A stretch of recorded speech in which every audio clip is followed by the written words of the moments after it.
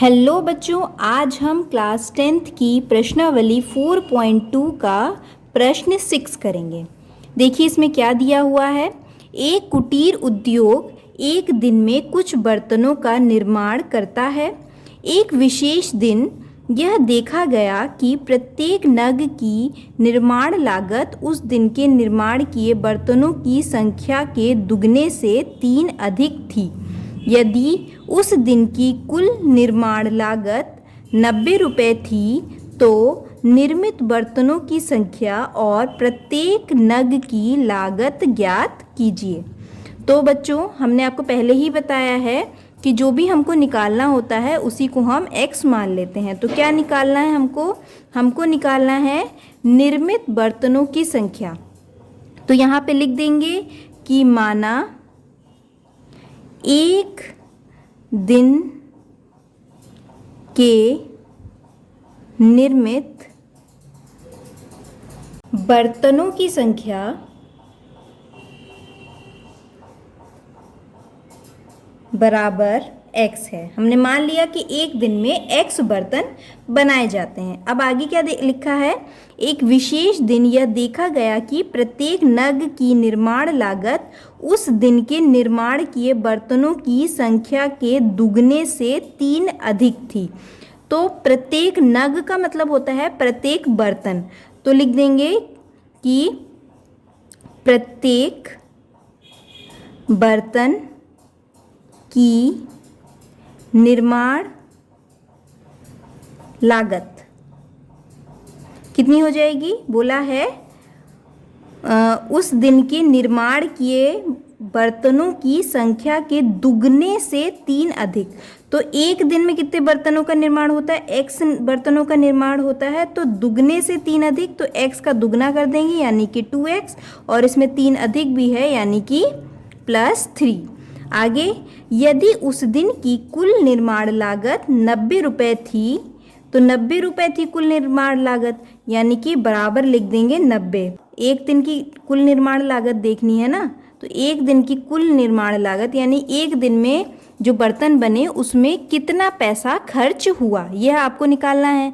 तो एक दिन में कितने बर्तन बने, x बर्तन बने, और एक बर्तन यानी प्रत्येक बर्तन के निर्माण में कितना पैसा लगा, 2x + 3 लगा। तो दोनों को हम गुणा कर देंगे तो हमको एक दिन के बर्तनों की कुल लागत पता चल जाएगी। ठीक है, तो हमने कर दिया x 2x + 3। अब इसको गुणा कर देते हैं तो ये हो जाएगा 2x² + 3x। 90 को इधर ले आते हैं, -90 = 0। अब हम इसको गुणनखंड विधि से करेंगे तो हमको एक ऐसा नंबर चाहिए, 3 को हमको ऐसे 2 भागों में विभाजित करना है जिसको अगर हम माइनस करें तो क्या आए, 3 आए, और गुणा करें उन नंबरों को तो कितना आए, 90 × 2 यानी कि 180 आए। तो हमको ऐसे 2 नंबर चाहिए। तो ये 2 नंबर हो सकते हैं 15 और 12। तो 15 - 12 करेंगे तो 3 आएगा, और 15 × 12 करेंगे तो 180 आपको मिल जाएगा। तो इसको कर देते हैं 2x² + 15, यहाँ पे x भी लिखना था, ये x रहेगा ना यहाँ पे, तो ये x यहाँ पे भी रहेगा। 15x - 12x - 90 = 0। अब हम 2x² और जो -12 है इसको इसके पास ले लेंगे, इससे क्या होगा, यह कॉमन आ जाएगा। तो ये 15x हमने यहाँ कर दिया और -12x उधर कर दिया, -90 = 0। अब इसमें से हम कॉमन ले सकते हैं 2x, तो 2x कॉमन लिया तो अंदर बचेगा x - 6, और इधर हम 15 कॉमन ले सकते हैं तो अंदर बचेगा x - 6, क्योंकि 15 6 × 90 होता है। ठीक है, तो यहाँ पे आ जाएगा 2x + 15, ये रहा ना 2x + 15, और ये हो जाएगा x - 6 = 0। तो हम बारी बारी से इसको 0 के बराबर रखेंगे। तो यहाँ रखा हमने 2x + 15 = 0, तो x = आ जाएगा -15/2, और इधर हम x - 6 = 0 रखेंगे तो x = आ जाएगा 6। अब हमने क्या माना था, हमने माना था कि एक दिन के निर्मित बर्तनों की संख्या क्या है, x है। x की यहाँ दो वैल्यूज़ निकली है, x equal to -15/2 and x equal to 6। तो एक दिन में कितने बर्तन बने, बर्तन जितने भी बने हो, बर्तन कभी नेगेटिव नहीं हो सकते। हम कभी नहीं कहेंगे कि एक दिन में 15/2 -15/2 बर्तन बने, ऐसा तो कभी नहीं कह सकते, या -14 बर्तन बने हैं। ये बोल सकते हैं कि एक दिन में 6 बर्तन बने हैं।